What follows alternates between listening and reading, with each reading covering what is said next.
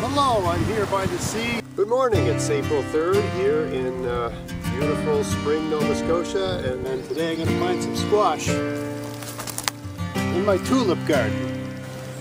Hi, it's Greg Otten here with maritimegardening.com.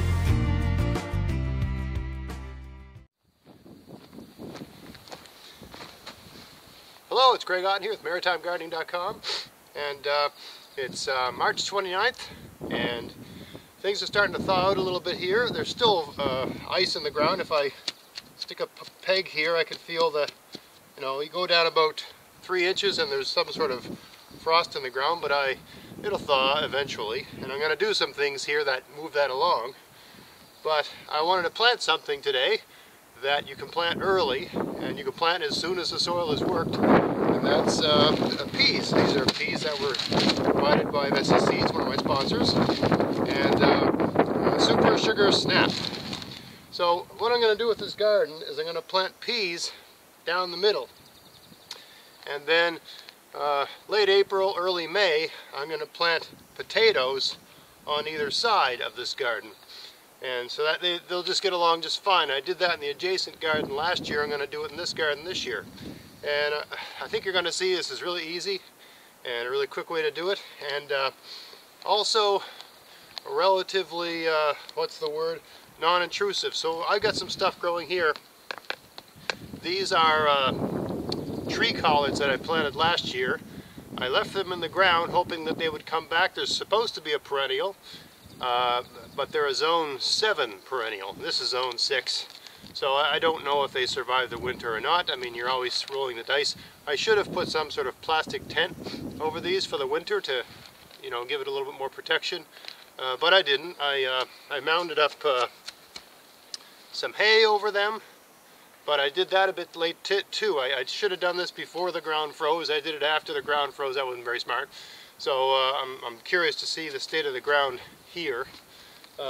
But certainly the ground here is workable down to a few inches, and that's enough. I mean, these peas are going to grow very slowly this time of year. I'm going to do some things to speed that up, use some plastic to accelerate things. So have a watch and have a look at how this goes together. I think you'll be pleased at how easy this is to do, and it's something you can do early season if you've got some sort of thaw going on in your ground. You can certainly plant peas. I had kale growing here last year. Wait a second, no. I had kohlrabi growing here last year, and it was beset by pests, slugs, flea beetles, cabbage moths. So I don't want to grow anything like that here this year. I find in my garden, potatoes and peas don't seem to get bothered by anything. I'm lucky. I'm sure there's things that bother them, but for me, my main problem is the pests that like things like kale and collard greens and that sort of stuff. I tend to have, all my pests tend to be focused on those things. So if I grow something like that in a particular space, the following year I like to plant something that's different, that isn't bothered by those things, so that they can be a bit confused and maybe they'll just take off and go somewhere else. They usually just take off and go to a garden where there's things they like, but anyway. So let's do this here. So the first thing I got to do is remove this hay here and see what state the ground is underneath it. I can feel this seems frozen. I don't see there's much thaw at all going on here, but we're going to do some, it doesn't matter. What we're going to do here is going to work. I can almost guarantee that. So have a watch.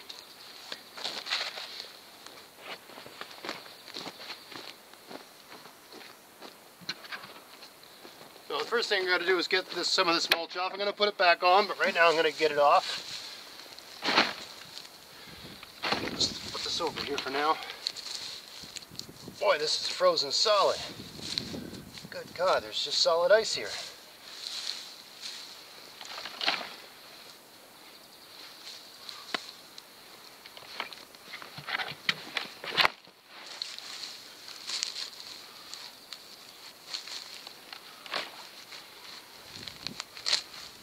Oh my goodness, this is a disaster.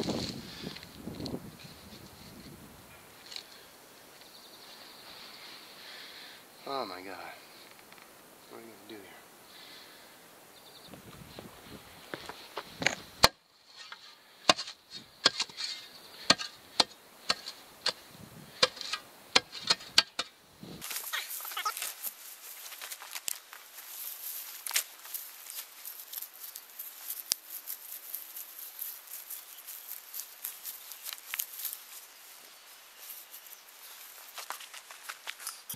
Well, it appears that the part that I had the mulch over is frozen up really good.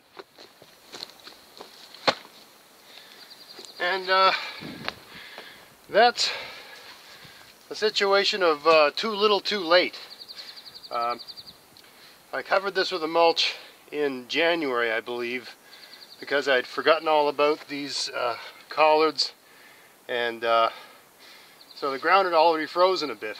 I got other places in my garden where I put a nice heavy foot of hay over the soil before freeze up early December, and those beds, for the most part, if they had hay on them, are already thawed all the way down, or for the most part. Maybe I'll do a video on that.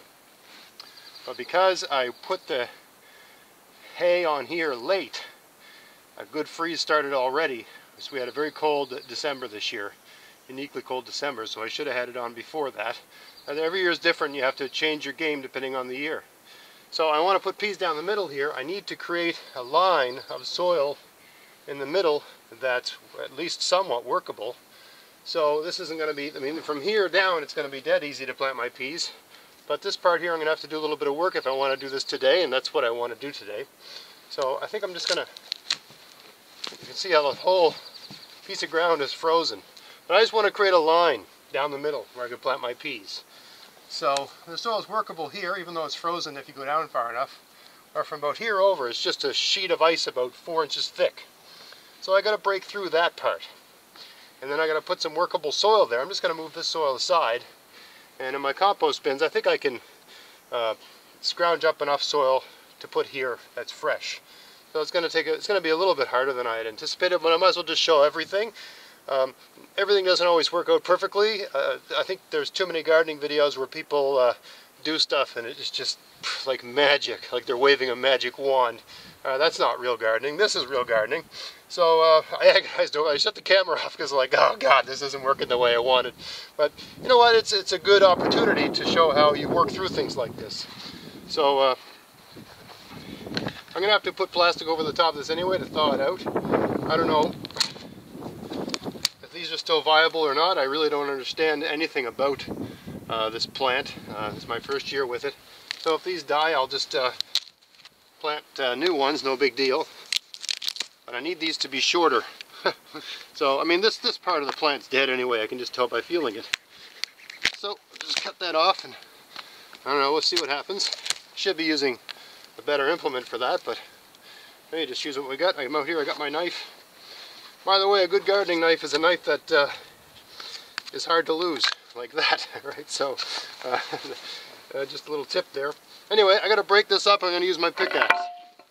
It's going to make a line about 5 inches wide down the length of the bed, and I'm going to take that block of ice out, remove it, just put it off to the side. It'll thaw out on its own accord, not too hard. But just to give you a sense, if you're watching and I'm in zone 6 here, but I think you'll see other zone 6 gardeners, they're not dealing with that, right? It's cold here. It's zone 6, but it's very damp in the winter here, and things freeze. And a lot of moisture gets in the ground and freezes things up. I think that's as far as you need to go with that. Okay, so now I'm just going to move this stuff off to the sides. This stuff will all, this sort of ice soil will just work itself out. I'm not too worried about it. I just need to create enough of a situation where I can plant here. Right here the soil's workable. I got a bit of loose stuff, but from about here over it's just a sheet of ice. You'll see as I go along, I use some plastic. I wonder if that was viable or not, who knows. Anyway, that's out of the way.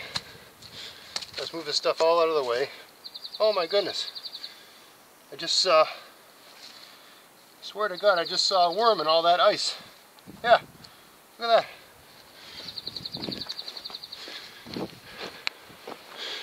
Earthworm. I don't know how visible that is in the camera, but there's an earthworm right there. Alright, buddy. Didn't mean to ruin your life there. Try to get some cover back on there and get him back to a little more comfortable arrangement. And I'm just moving all this ice to the side here so I can have a nice line down the middle to plant my peas. Alright, that's good. Now I'll just go get some soil.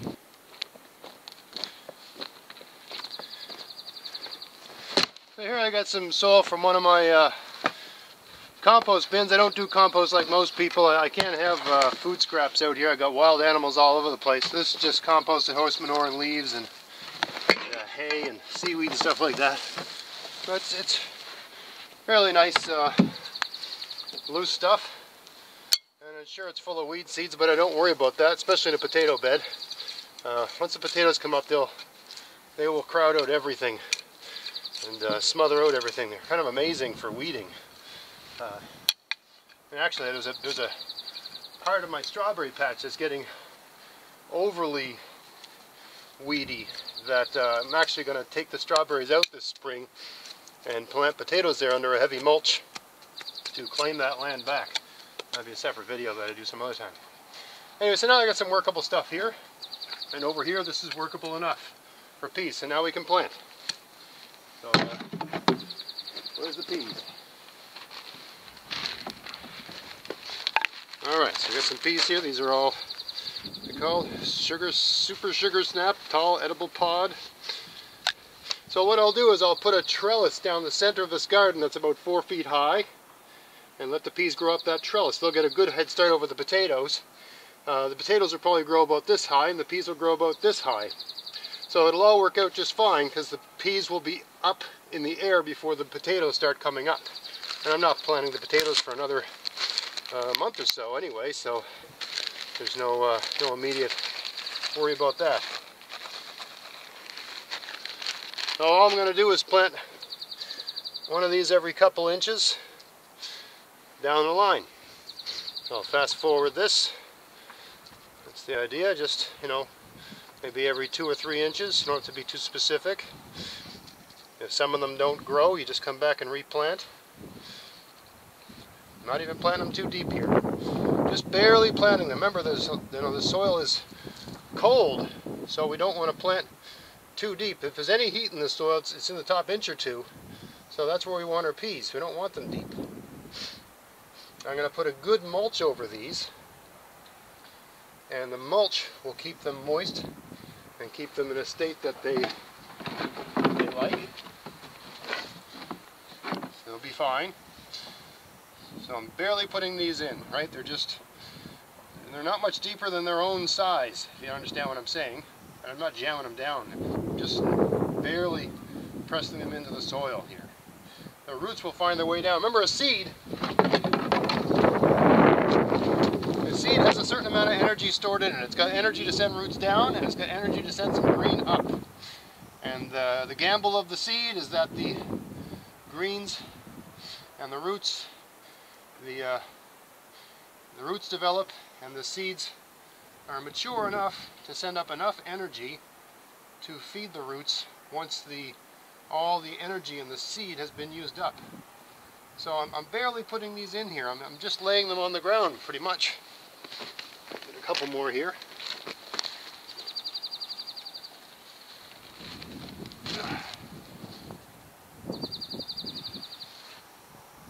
The ground here is quite frozen. I can feel the ice not too deep. So I'll be curious to see how well this works.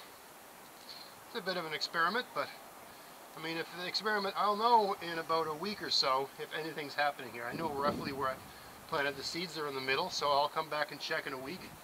I'll come back and check in 2 weeks, and if nothing's happening, I'll replant.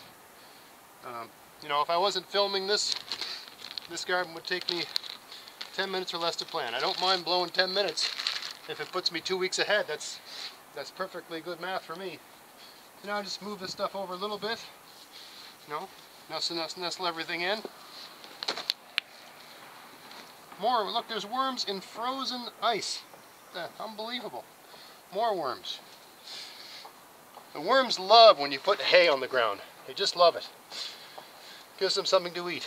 Right, so I'm just barely covering these, slightest bit of soil. But then I'm going to put about 3 inches of hay over top.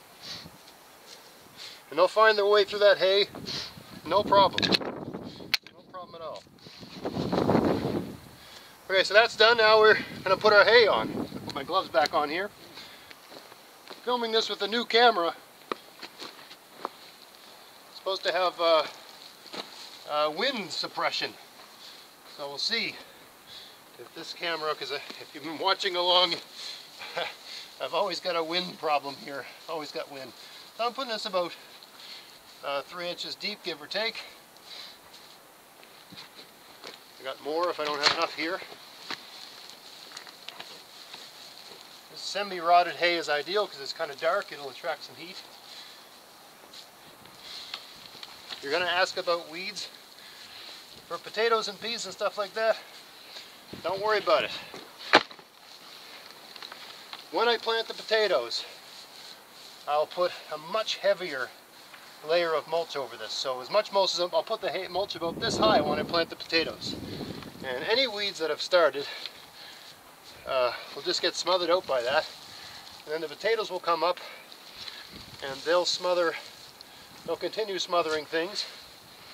And then any weeds that still persist after all of that, I'll sort them out when I pick the potatoes, right? When you're picking potatoes, you're digging the ground up. It's almost like a tilling. So potatoes really do make things easy in your garden if you're not planting them. If you don't like weeding, potatoes are a great way to go. You need a little bit more hay.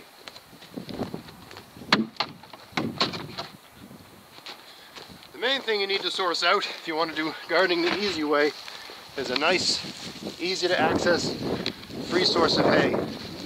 If there's a horse stable near where you are and the hay hasn't been treated with some sort of herbicide, I don't have that problem here.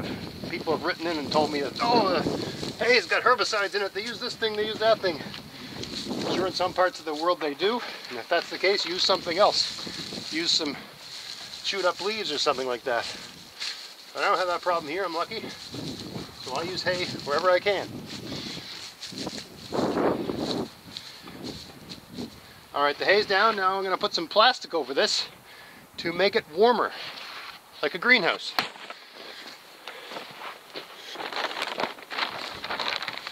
I'll put this plastic here because this is the sort of frozenest part. These rocks are sort of handy because you can just reposition them to hold the hay, to hold the plastic down.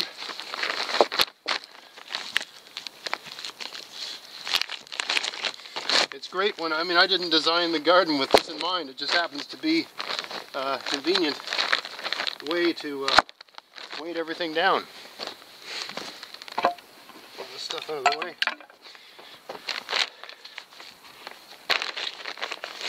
This should be all that's needed to keep this from blowing away. I hope anyway. A little bit short on this side. It's okay, we just do the best we can. That's pretty good there.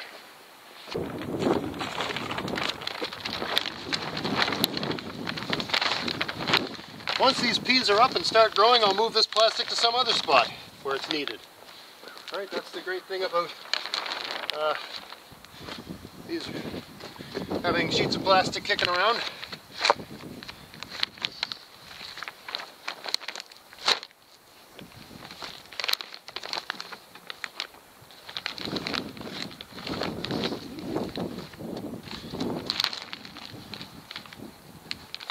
I don't know what beginning to plant is like in your garden, but this is the way it is.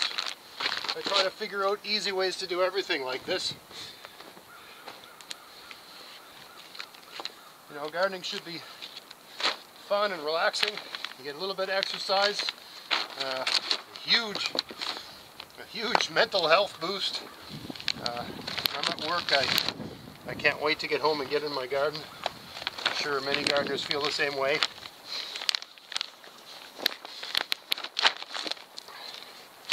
There. That should do it. A little spot there. I'll find some rock to stick on that. What do we got here? I got plenty of rocks, no shortage of rocks. There. Alright, so that's a nice row of peas, and that'll produce a good amount of peas.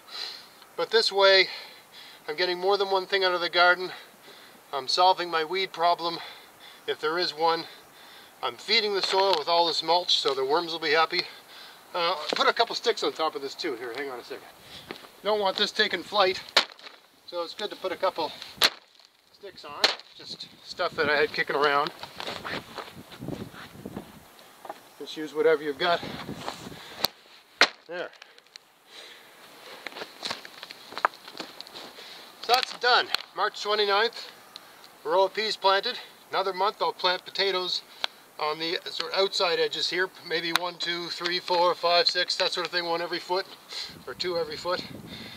And also with potatoes, you can plant them nice and close to rocks like this. They love being close to rocks because the rocks keep the moisture in the soil, and potatoes love, you know, they don't, there's an amount of moisture that's too much for potatoes, but there's a certain amount they love.